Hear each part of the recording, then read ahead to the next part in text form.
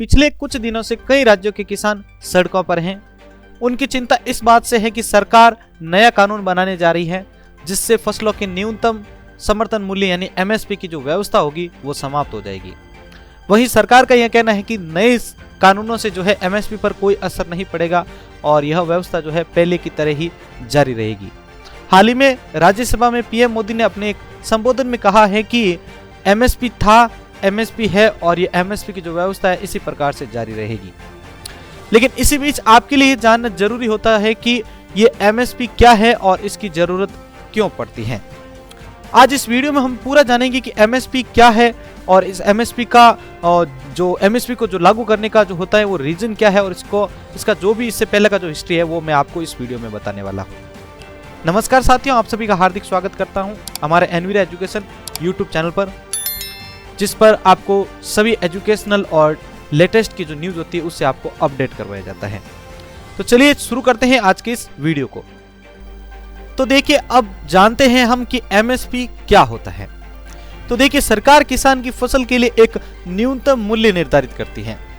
जो किसानों की जो फसलें होती है सरकार उनके लिए एक न्यूनतम मूल्य निर्धारित करती है जिसे हम एमएसपी के नाम से जानते हैं या उसे एमएसपी कहा जाता है। यह एक तरह से जो है सरकार की तरफ से गारंटी होती है। सरकार इसके लिए जो है एक तरफ से आप मान सकते हैं कि गारंटी देती है कि हर साल में किसान को उसकी फसल के लिए तय दाम मिलेंगे। अगर मंडियों में किसान को एमएसपी या उससे ज्यादा पैसे नहीं मिलते तो सरकार किसानों को उनकी फसल एमएसपी पर खरीद लेती है। इससे बाजार में फसलों की कीमतों में होने वाले उतार चढ़ाव का जो है किसानों पर किसी भी प्रकार का असर नहीं पड़ता है। यह था एमएसपी। अब बात करते हैं हम कि एमएसपी की शुरुआत कैसे हुई। तो देखिए, अब हम जानते हैं एमएसपी की शुरुआत कैसे हुई। आजादी के बाद के शुरुआती दशकों में किसान इस बात को लेकर काफी परेशान थे कि किसी फसल का अगर बम्पर उत्पादन हो जाए यानी बहुत ज्यादा उत्पादन हो जाए तो उन्हें उसके जो है अच्छे दाम नहीं मिल पाएंगे। इस तरह से किसानों की लागत भी नहीं निकल पाती थी, जिस कारण वो आंदोलन करने लगे थे। इसके बाद लाल बहादुर शास्त्री के प्रधानमंत्री रहते हुए 1 अगस्त 1964, ये डेट अपने पास आप नोट कर लीजिएगा। 1 अगस्त 1964 के एलका जहां के जो नेतृत्व में एक समिति बनी थी। एलका जहां जो थे उनके नेतृत्व में 1 अगस्त 1964 को एक समिति बनी थी जिसका नाम अनाजों की कीमतें तय करने का था।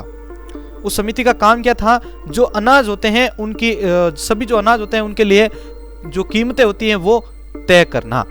ये था एमएसपी का शुरुआत। अब हम बात करते हैं कि 1966 से 67 में पहली बार गेहूं के लिए जो है एमएसपी कौन सा तय हुआ था। तो देखिए, हमने ये तो जान लिया कि एमएसपी की शुरुआत कैसे हुई थी। अब हम जानते हैं कि 1966 से 67 में पहली बार गेहूं के लिए जो एमएसपी तय हुआ था उसके बारे में मैं आपको बताता हूं कि समिति की सिफारिशें लागू होने के बाद 1966 से 67 में पहली बार गेहूं के लिए एमएसपी का ऐलान किया गया था। कब? 1966 से 67 के बीच में जो है एमएसपी का पहला ऐलान किया गया था। इसके बाद से हर साल सरकार बुआई से जो पहले किसानों के एमएसपी घोषित कर देती है।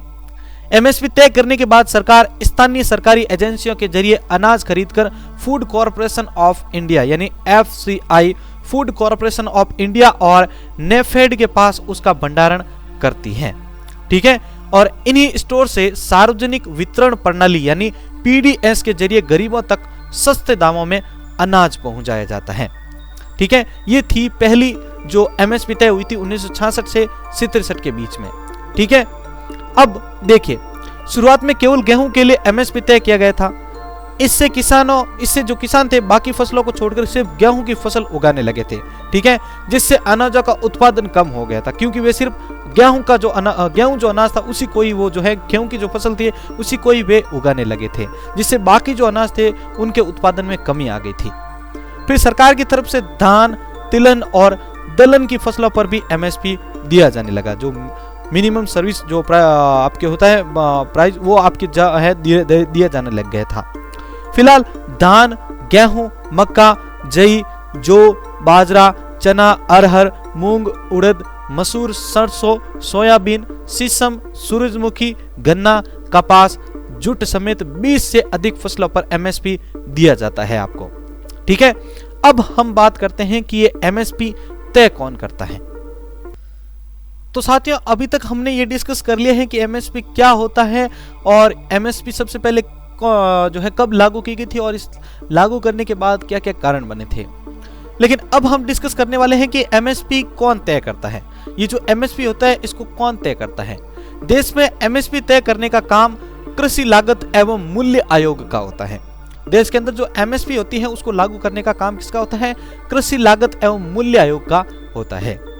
कृषि मंत्रालय के तहत काम करने वाली संस्था शुरुआत में कृषि मूल्य के नाम से जानी जाती थी, बाद में इसमें लागत भी जोड़ दी गई, जिससे इसका नाम बदलकर कृषि लागत एवं मूल्य आयोग हो गया था। ठीक है, यह अलग अलग फसलों के लिए न्यूनतम समर्थन मूल्य का निर्धारण करती है। जो अलग अलग फसलें होती है उनके लिए अलग अलग प्रकार का जो है न्यूनतम समर्थन मूल्य यानी एमएसपी निर्धारित किया जाता है। वही गन्ने का एमएसपी तय करने की जिम्मेदारी गन्ना आयोग के पास होती है। जो गन्ना होता है उसका एमएसपी जो तय किया जाता है वो किसके पास होता है? गन्ना आयोग के पास जो है इसकी जो एमएसपी होती है तय करने का जो है उनके पास निर्धारण करने का जो है नियम होता है, उनका पास जो है इसका अधिकार होता है। ये हमने जान लिया है कि एमएसपी अब तय कौन करता है, ये हमने जान लिया है। अब हम देखेंगे कि एमएसपी तय कैसे होता है साथियों। लेकिन आगे बढ़ने से पहले एक छोटा सा रिक्वेस्ट रहेगा कि अगर आपको ये वीडियो अच्छा लग रहा है तो जल्दी से इसको लाइक कर दीजिए और आगे शेयर कर दीजिएगा। चलिए, अब मैं आपके पास डिस्कस करने के लिए लेके आ रहा हूं कि हम एमएसपी जो ये एमएसपी होता है वो तय कैसे होता है। भले ही सरकार 20 से ज्यादा फसलों के लिए एमएसपी तय करती है, लेकिन आमतौर पर सरकारी स्तर पर खरीद केवल गेहूं और धान की ही होती है। सरकार ने भले ही 20 जो फसलें हैं, ठीक है, 20 या 20 से ज्यादा जो फसलों पर एमएसपी तय किया है, लेकिन वो खरीदती कौन सी? गेहूं और धान को ही खरीदती है। इससे क्या है कि ऐसे में जो सभी किसानों को जो एमएसपी का जो फायदा होता है वो नहीं मिल पाता है। इसकी वजह क्या है? देखिए, गेहूं और जो धान होता है उसको सरकार जो है पीडीएस प्रणाली होती है उसके तहत जो गरीबों को जो ध्यान दिया जाता है, जो गेहूं दिए जाते हैं, उसके लिए सरकार इन किसानों से जो है उन गेहूं और धान को खरीदती है।